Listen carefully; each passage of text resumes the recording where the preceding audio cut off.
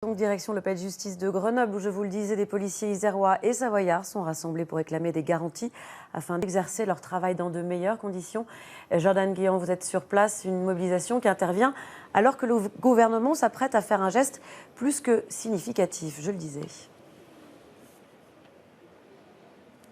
Et oui, vous le disiez, Pauline, le gouvernement a annoncé ce matin qu'il était prêt à débloquer près de 100 millions d'euros en faveur des policiers.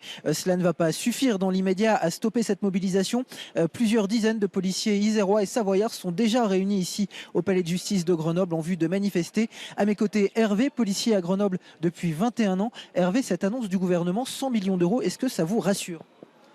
Oui et non, nous on est un peu maintenant comme Saint Thomas, on veut des actes, on croit que ce qu'on voit, et depuis 20 ans on n'a rien vu.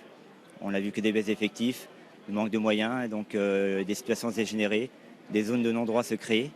Donc maintenant, voilà, on veut des actes, les belles paroles. C'est pour ça que les syndicats sont plus suivis. Ça fait 20 ans qu'ils les dénoncent, ces syndicats. Et si les syndicats ne sont pas suivis aujourd'hui, c'est parce que sont plus suivis aujourd'hui, c'est justement parce qu'on en a assez de ces effets d'annonce à des fins électorales. On est le jouet de politique depuis 20 ans et ça suffit parce que ça nous amène à des situations où les policiers sont brûlés vifs maintenant.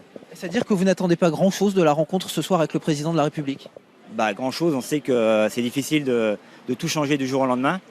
Mais voilà, depuis 15 ans, 15-20 ans, les politiques successives ont fait qu'on est dans des situations dramatiques. On a des zones de non-droit, même à Grenoble. Ce qui s'est passé à Viry-Châtillon, ça peut se passer à Grenoble. Les jeunes des quartiers sont dans le même état d'esprit. Ils caillassent les véhicules de police. Un jour, ils balanceront des cocktails Molotov. C'est même déjà arrivé, sauf qu'on n'a pas eu de victimes.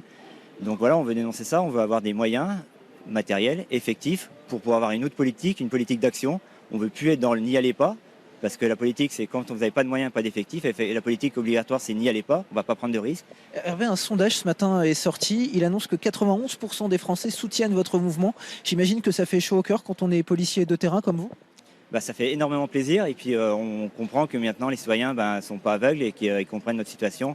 Et on est aussi là pour ça, c'est pour que leur dire la vérité parce que je pense qu'on leur ment depuis des années. Enfin, nos politiques leur mentent depuis des années. Et aujourd'hui, on a la parole, on en profite. Alors, les revendications, c'est aussi la modification de la législation sur la légitime défense. Clairement, le gouvernement a dit que ce n'est pas envisageable. Qu'est-ce que ça vous fait à vous ? Comment vous réagissez ?